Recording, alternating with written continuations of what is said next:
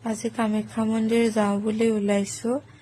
এয়া মই 3টা বজাত উঠিছোঁ, মানে উঠিছোঁ কি হোৱাই নাই। এইকেইদিন 5 দিনমান হৈছে, মানে একদম শুবই পৰা নাই, খেলি মেলি হৈ আছোঁ খোৱাটো। আৰু তথাপিও উঠি গা মূৰ ধুলোঁ সোনকালে আৰু ওলাই আহিছোঁ।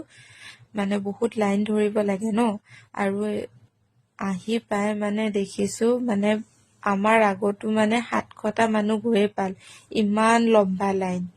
তাৰপিছত এয়া সেইটো লম্বা লাইন লাগি মানে 2টা বজাতহে আমি দৰ্শন কৰিব পাইছোঁ আৰু ওলাই আহিছোঁ।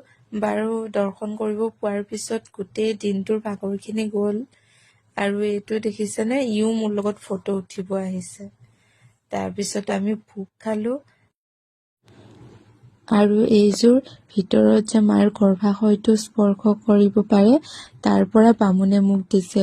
মোৰতো পাই বহুত ভাল লাগিলে বাৰু, আজিৰ মানে বেষ্ট গিফ্ট। আৰু আহি পাই মানে মোৰ একদম বেটাৰী পুৰা ল', আজি গাত মানে অলপো এনাৰ্জি নাই, আৰু সেইকাৰণে অলপ ফেচ চুপ খাই লৈছোঁ আৰু শুই যাওঁ। বাই বাই দেই, আজিলৈ ইমানতে সামৰিছোঁ।